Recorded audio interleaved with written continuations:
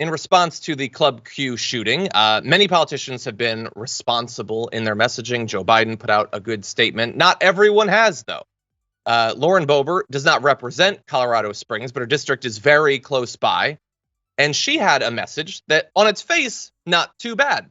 It said, the news out of Colorado Springs is absolutely awful. This morning, the victims and their families are in my prayers. This lawless violence needs to end, and end quickly. Most of that is okay. And if you don't think too much about it, it might be fine. I mean, the fact that she is oddly vague about who was being targeted, who the violence was against, that's a little bit weird. The fact that she tries to turn a targeted act of terroristic violence against a particular group into just lawlessness generally is opportunistic politically. But then you also have to bear in mind what she has said in the past when it comes to the LGBTQ plus community. AOC very quickly pointed that out, saying, Lauren Boebert, you have played a major role in elevating anti-LGBT plus hate rhetoric and anti-trans lies while spending your time in Congress blocking even the most common sense gun safety laws. You don't get to thoughts and prayers your way out of this. Look inward and change.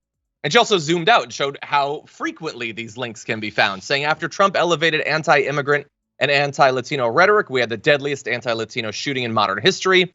After anti-Asian hate with COVID, Atlanta, Tree of Life, Emmanuel, Buffalo, Colorado Springs, connect the dots. You can see these. And here are some dots that we can connect. When Lauren Boebert is using her platform to tweet out things like, sending a message to all the drag queens out there, stay away from the children in Colorado's 3rd district.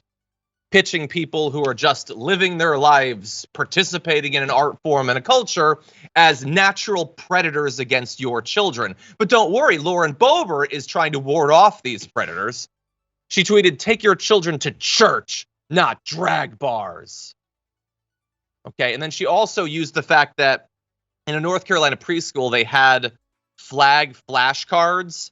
She said, we went from reading Rainbow to Randy Rainbow in a few decades, but don't dare say the left is grooming our kids.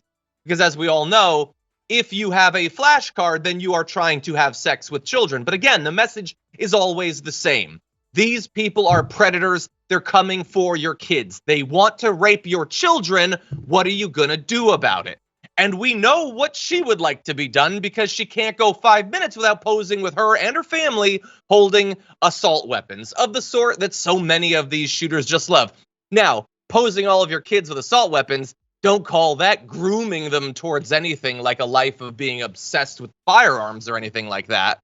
But again, it is convenient for her to, in a very vague way, pretend that she has a problem with this violence. She has been actively stoking this hate all along. Dan, what do you think? Yeah, and just as conservatives might go, oh, well, John, when you look at that photo of Lauren Boebert with her family and all those firearms, it's not grooming. It's just teaching them to understand what firearms look like, what firearm safety is. Just like how teaching kids about what LGBTQ plus people are and what the community is like and how that experience is helping them understand. It's not necessarily saying, hey, you need to do this for the rest of your life. It's giving you an understanding and like a knowledge base for this. Now, again, it goes fetishization in every different way because parents want to see their kids do whatever they want to do. But I don't think like this whole grooming kids narrative is dangerous because it's wrong. It's just flat out the whole mutilating kids narrative is wrong.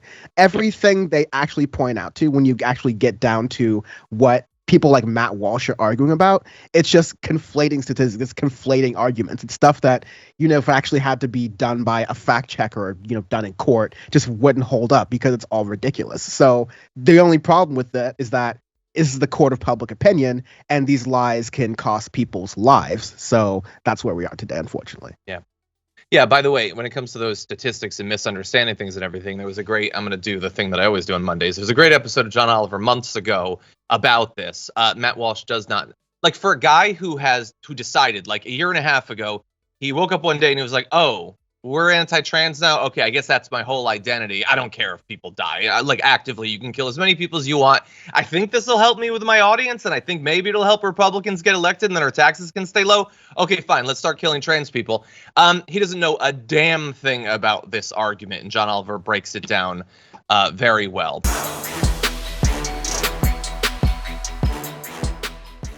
Check out the Damage Report podcast each day, wherever you get your podcasts, whether Pocket Casts or Stitcher or iTunes. You can join me as I give you the news and stories you want, with a range of co-hosts and interview guests jumping in on the fun each day. Again, that's the Damage Report, wherever you get your podcasts. And if you get them at iTunes, don't forget to rate and review. Sometimes I'll read them live on the show.